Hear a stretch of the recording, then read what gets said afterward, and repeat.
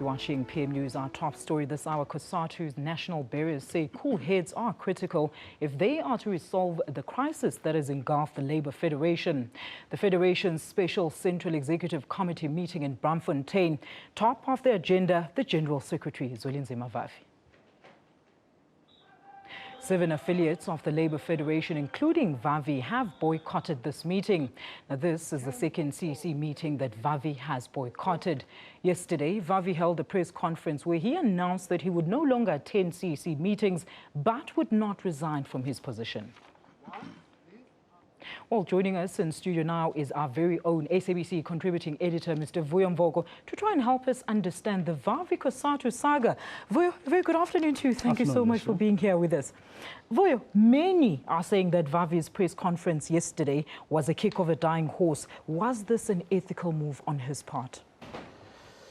Well, there are a lot of people, including those who are meeting right now as we speak at Cosatu headquarters in Braamfontein. Many of them would say, from an ethical point of view, he may have overstepped the mark in that in trying to defend himself and in trying to put out there what his position actually is in this whole saga, he may have transgressed.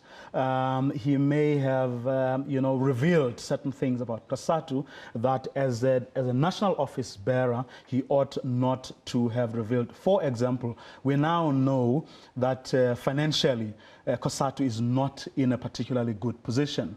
We know that they have to dig from another fund, a political fund, to try and finance its day-to-day activities. Now, certainly those people who are locked behind closed doors are going to argue that he is really, putting the organization into disrepute, is doing things that he ought not to have done. So from that point of view, there will be ethical questions asked. But whether they can get rid of him or get rid of him now, almost immediately, will remain a moot point, because a lot would still need to happen. If, for example, that meeting decides that they need to get rid of him, right? Or to DC him even, there will have to be a process. And then it is the outcome of that process that will determine whether he will have to be expelled, or they would wait for, another conference, or whatever the case may be. But of course, as everyone knows, the people who are locked in that meeting are keen to see the back of him. Now, whether they will succeed in doing that remains to be seen. We're speaking of private things that should be left private. What do you make of the fact that he gave journalists documents pertaining the details of how, of course, the Cosatu residents were acquired? Look, this is the man that said if he stayed also at Cosatu that it would be condoning the current state of affairs at Cosatu. So what do you make by him not resigning? Well, you could, I mean, he's making an argument. He says if he was to do that, then he would be making life easy for those that don't want to see him. And then he makes a subsequent point, which is that it is the responsibility of those who have the interests of the workers and Cosatu at heart to make it difficult for those who want them out. Because his argument, or line of argument, is that those who want him and the other 7 unions out of Cosatu are doing it not in the interests of Cosatu. They are doing it because there are political reasons. Others, they are saying it's because they want political positions within the ANC, so they believe that they are in the right camp and would therefore deal with those undesirables. By undesirables, I mean your NUMSAs, your Vavis, and those people. So you could, depending on which side of this whole thing you are.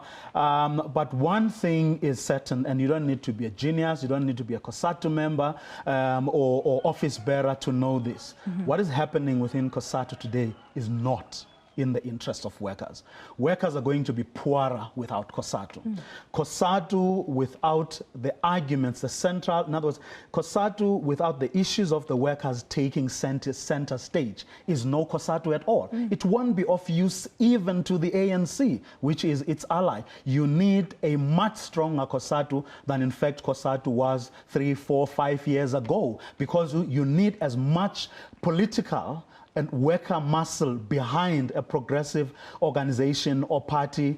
You need the kind of Cosatu that took us you know, to 1994. You need the kind of Cosatu that was there before 1994 being able to actually fight not only for the workers, but over and above the causes of the workers, for society as a whole. Because remember, Cosatu said, we are not only fighting for worker rights, because we cannot artificially or geographically divide the life of a worker. The same worker who's exploited on the factory floor is the same worker who has to trudge home to inhumane or subhuman living conditions. So all those things go together. But what is happening now within Cosatu is not doing justice to workers' causes on the factory floor, but also to the same worker who is a citizen out there in society. Vuyo, just before you go, let's look at the two likely scenarios here. Say he gets fired or just gets suspended. What would this mean for Vavi and the Federation? Well, for him, it definitely means that he's without a job.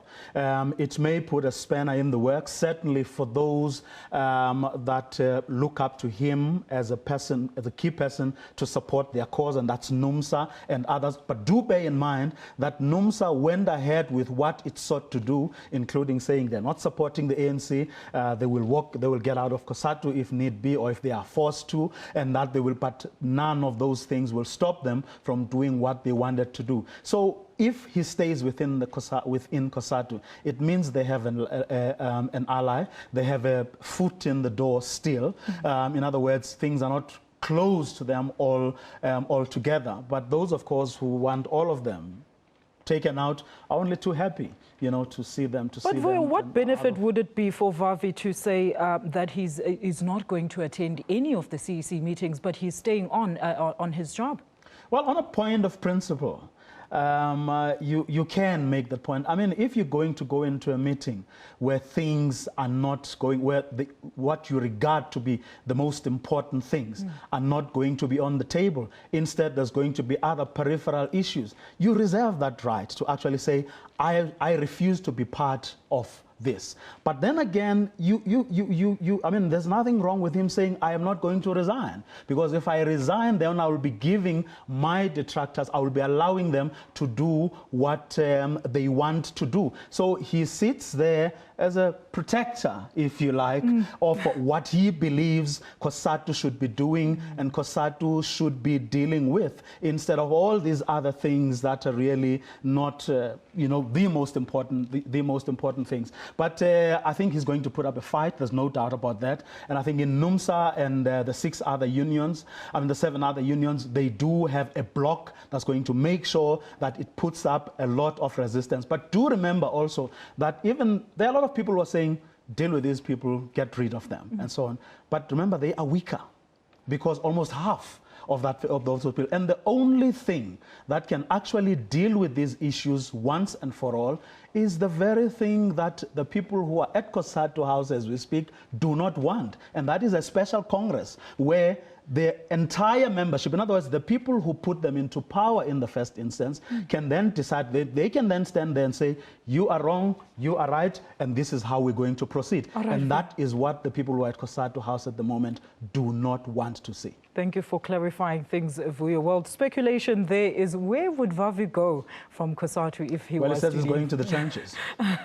Thank you so much for that. That is our very own Vuyo Mvoko, SABC's contributing editor, giving us his insight on the Vavi and Cosatu issue.